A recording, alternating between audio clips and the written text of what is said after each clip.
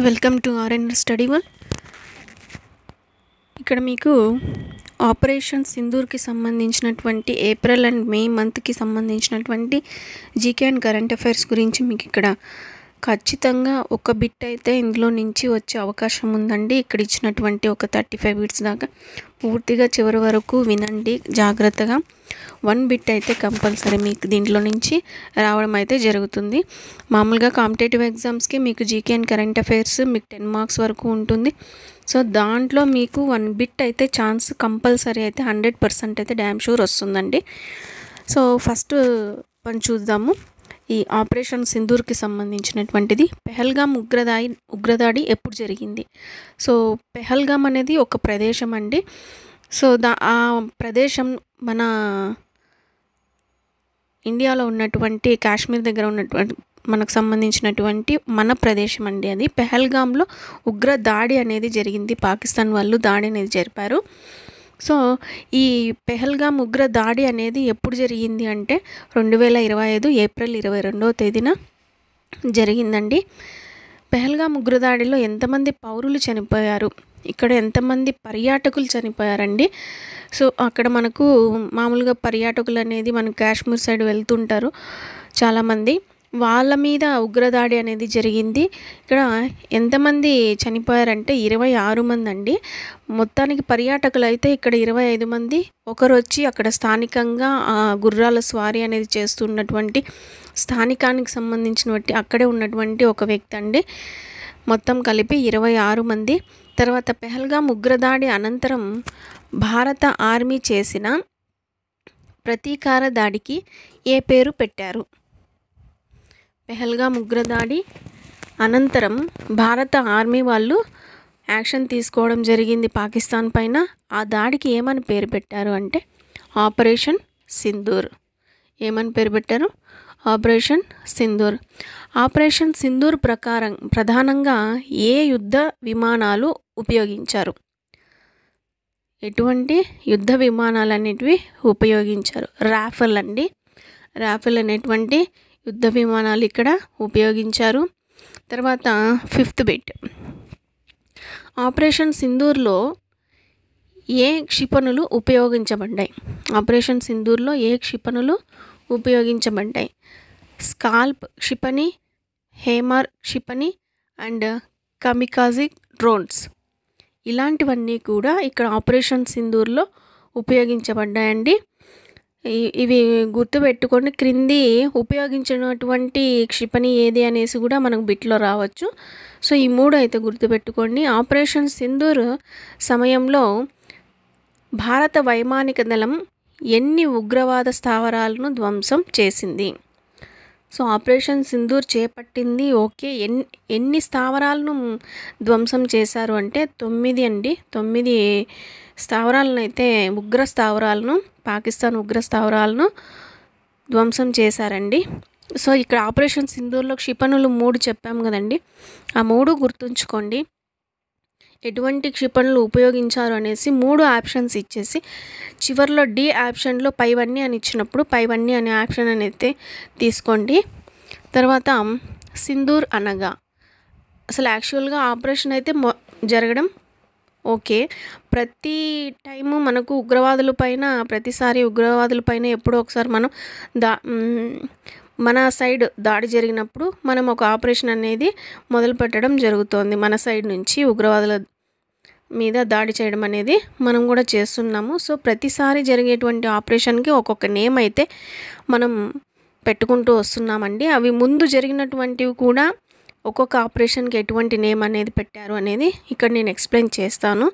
So ప్రస్తుతం మనకి ఇక్కడ ఆపరేషన్ సింధూర్లో సింధూర్ అనగా అంటే ఏంటంటే భారత మహిళ నిదుటన కనిపించే పవిత్ర రేఖ సింధూరం మరియు దేశ భద్రతకు అంకితమైన సైనికుల త్యాగానికి ప్రతీక అండి.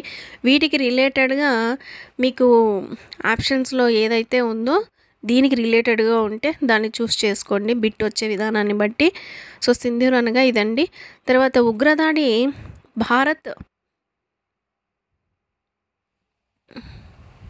భారత్ ప్రతీకార చర్యల్లో భాగంగా ఏ రోజు ఎన్ని గంటల సమయంలో ఆపరేషన్ సింధూర్ పేరుతో పాకిస్తాన్లోని ఉగ్ర స్థావరాలపై దాడులు చేపట్టింది?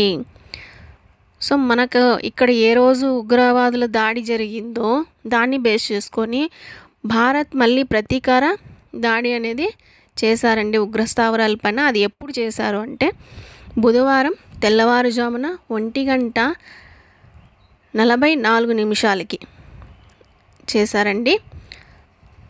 తర్వాత 2025 మే 7న భారతదేశం పాకిస్తాన్లో ఉగ్రవాద స్థావరాలపై దాడి చేసిన ఆపరేషన్ పేరేమిటి?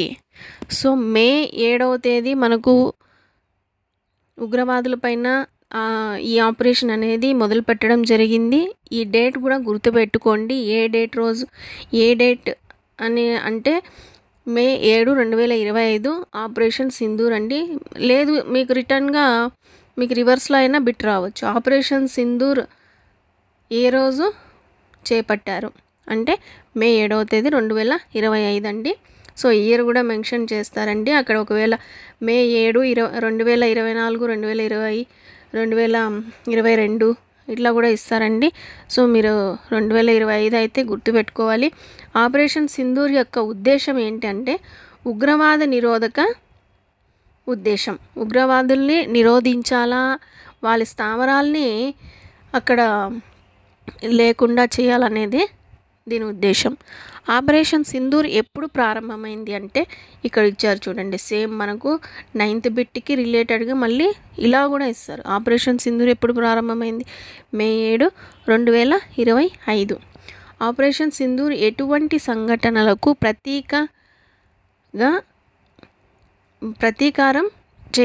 ప్రతీకారంగా చేయబడింది అంటే పెహల్గామ్ ఉగ్రదాడి. సో మీకు ఆప్షన్స్ ఒక 4 ఆప్షన్స్ ఉంటాయి. దాంట్లో శాంతియుతంగా ఇది అదనేసి మిగతావి అయితే కూడా ఇస్తారు. కానీ పెహల్గామ్ ఉగ్రదాడి కోసం అండి ఆపరేషన్ సింధూర్ అనేది సంఘటనలకు ప్రతీకగా చేపట్టిండేది. తర్వాత ఆపరేషన్ సింధూర్కు నాయకత్వం వహించిన వారు ఎవరు అంటే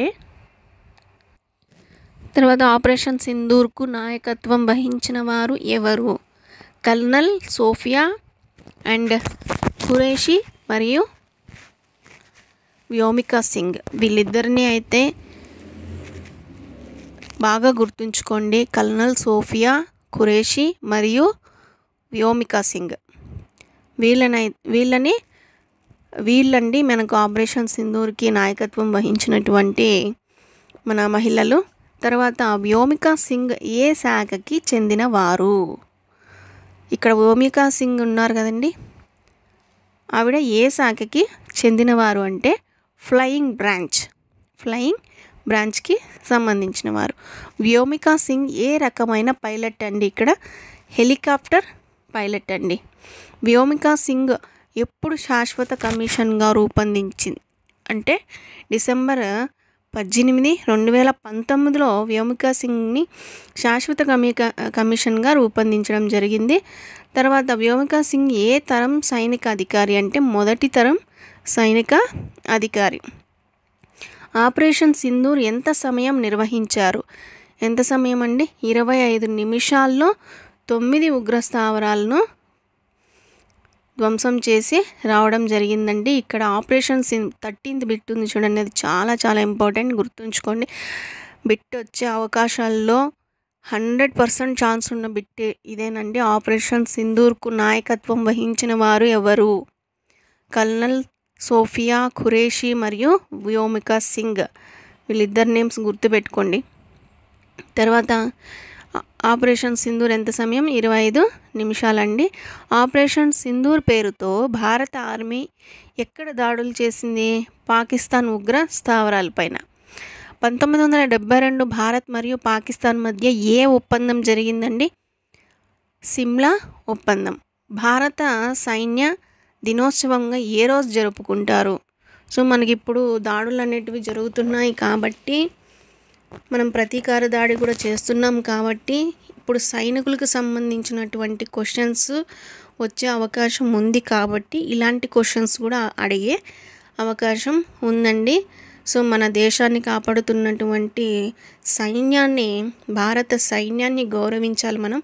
సో వాళ్ళకు సంబంధించినటువంటి కొన్ని డేస్ అనేటివి, ఇంపార్టెంట్ డేస్ అనేటివి ఉన్నాయి.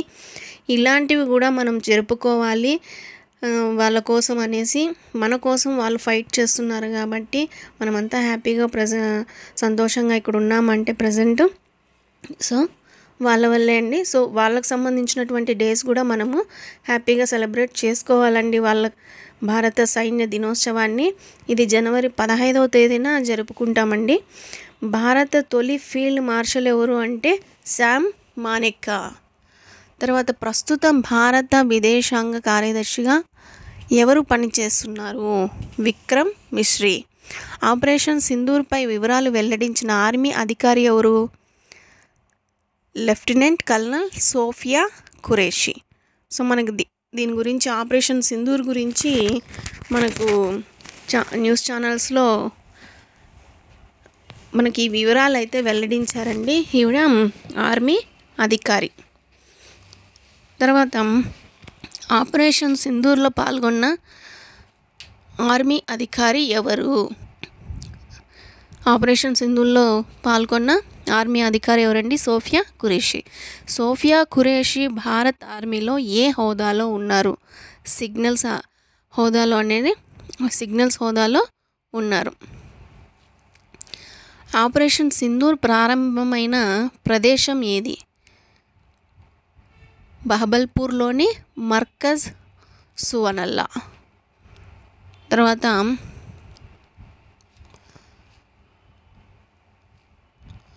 ఇక్కడ చూడండి, 1771 పాకిస్తాన్ నుండి భారతదేశం ఏ దేశం యొక్క విముక్తి కోసం యుద్ధం చేశారు? ఇక్కడ 1771లో పాకిస్తాన్ నుండి భారతదేశం ఏ దేశం యొక్క విముక్తి కోసం మనం ఇక్కడ యుద్ధం చేయడం జరిగిందంటే బంగ్లాదేశ్ కోసం అండి. 1984లో అమృత్సర్లోని స్వర్ణ మందిరం నుండి ఉగ్రవాదులను తొలగించేందుకు భారత సేన ఏ ఆపరేషన్ చేపట్టింది? ఆపరేషన్ బ్లూ స్టార్ అండి. 2008లో ముంబై తాజ్ హోటల్పై ఉగ్రదాడిపై నేషనల్ సెక్యూరిటీ గార్డ్ NSG చేపట్టిన ఆపరేషన్ పేరేంటండి? Operation black tornado. సో 2008లో ముంబైలో తాజ్ హోటల్లో మనకు ఉగ్రదాడి జరిగిందని మనకు అందరికీ తెలుసు, గుర్తుంది. సో ఇక్కడ ఈ దాడి చేపట్టిన ఆపరేషన్ పేరేంటి అంటే ఎవరు చేపట్టారు? National security gourd. వీళ్ళు చేపట్టినటువంటి ఆపరేషన్ పేరేంటి? ఆపరేషన్ బ్లాక్ టోర్నడో అనేసి అంటాం. 2001లో భారత పార్లమెంటుపై జరిగిన దాడికి ప్రతీకగా భారత ప్రభుత్వం చేపట్టిన ఆపరేషన్ పేరేమిటి? భారత పార్లమెంట్లో కూడా మనకి ఇక్కడ జరిగిన దాడి అనేది జరిగింది. అప్పుడు చేపట్టినటువంటి ఆపరేషన్ పేరేంటంటే ఆపరేషన్ పరాక్రమ్. 1990లో కాశ్మీర్ లోయలోని ఉగ్రవాదులను తుడిచిపెట్టేందుకు భారత్ ప్రారంభించిన ఆపరేషన్ ఏది? ఆపరేషన్ రక్షక్. సో ఇక్కడ మీరు ఈ ఆపరేషన్స్ అనేటివి మీరు చాలా గుర్తుంచుకోవాలండి. స్టార్టింగ్ నుంచి కూడా ఇవి చాలా ఇంపార్టెంట్. వీటిల్లో ఏదైనా ఒకటి వచ్చే అవకాశం ఉందండి. ప్రజెంట్ మనం చేసినటువంటి ఉగ్రదాడి ఆపరేషన్ పేరంటే ఆపరేషన్ సింధూర్. 2008లో ముంబై తాజ్ హోటల్ పైన జరిపింది. అక్కడ ఆపరేషన్ ఏంటండి? Black tornado. 2001లో భారత్ పార్లమెంటుపై దాడి చేసిన దానికి మనం చేపట్టిన ఆపరేషన్ పేరు ఆపరేషన్ పరాక్రమ్. 1990లో కాశ్మీర్ లోయలోని ఉగ్రవాదులను తుడిచిపెట్టేందుకు చేపట్టినటువంటి ఆపరేషన్ పేరేంటంటే ఆపరేషన్ రక్షక్.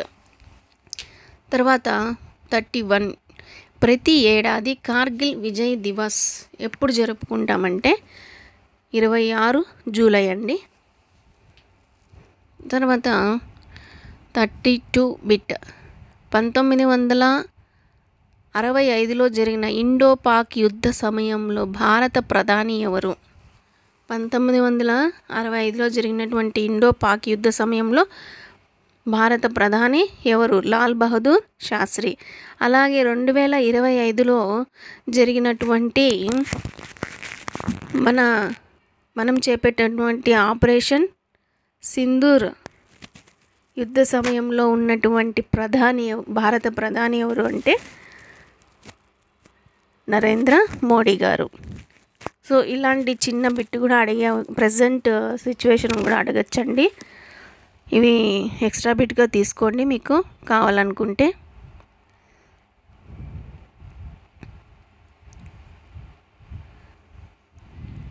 తర్వాత భారత సైన్య అకాడమీ ఎక్కడ ఉంది? డెహ్రాడూన్. భారత్ పాకిస్తాన్ యుద్ధం యొక్క కోడ్ నేమ్ ఏమిటి? ఇక్కడ చిన్న స్పెల్లింగ్ మిస్టేక్ పడిందండి, చూసుకోండి. కోడ్ నేమ్ అండి, అక్కడ కోడ్ నేమ్ ఏమిటి? ఆపరేషన్ విరాట్. ఆపరేషన్ సింధూర్లో ఏ హక్కును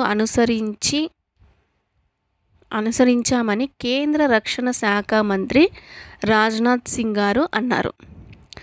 ఇది ఇంతవరకు ఎవరు కూడా ఇవ్వనటువంటి బిట్ అండి. సో ఇది కూడా ఈ హక్కుల కిందకి వచ్చిందంటే అప్పుడు ఇది కూడా చాలా ఇంపార్టెంటే అండి. ఆపరేషన్ సింధూర్లో ఏ హక్కును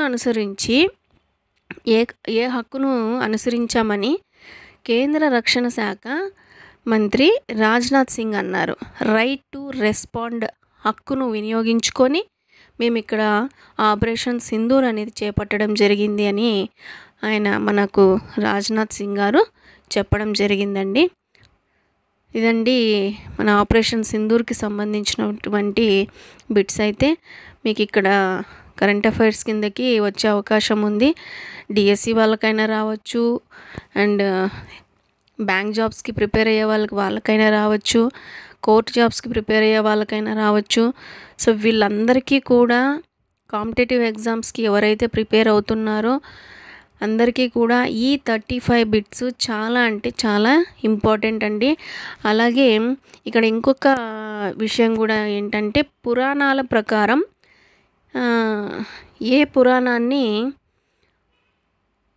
అనుసరించి ఇక్కడ యుద్ధం అనేది స్టార్ట్ చేయడం జరిగింది అని రాజ్నాథ్ సింగ్ గారు చెప్పారండి. ఆయన హనుమంతుని లంకా దహనం దీన్ని ఆదర్శంగా తీసుకొని వీళ్ళు ఈ ఆపరేషన్ని చేపట్టడం జరిగిందని మన కేంద్ర రక్షణ శాఖ మంత్రి గారు చెప్పడం జరిగింది. ఇది బిట్ రూపంలో ఇవ్వలేదు, బట్ మీరైతే పక్కన రాసుకోండి.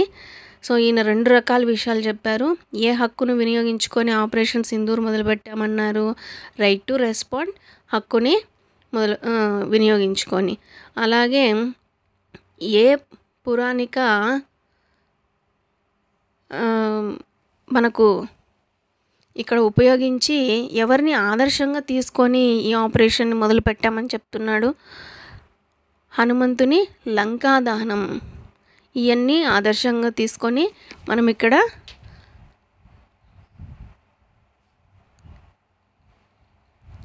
ఈ ఆపరేషన్ సింధూర్ అనేది మొదలు పెట్టడం జరిగిందండి. సో మనకి ఇది వివరించింది వచ్చి మన కేంద్ర రక్షణ శాఖ మంత్రి గారండి. థ్యాంక్స్ అండి. If you like this video please subscribe my channel. And మన ఛానల్ నేమ్ వచ్చి ఆర్ఎన్ఆర్ స్టడీ వరల్డ్. మన ఛానల్కి లైక్ చేయండి, సబ్స్క్రైబ్ చేసుకోండి. ఇంకా ఈ ఇన్ఫర్మేషన్ మీకు నచ్చినట్లయితే మీ ఫ్రెండ్స్కి అండ్ మీ కొలీగ్స్కి ఎవరికైనా సరే షేర్ చేయండి. Thank you so much.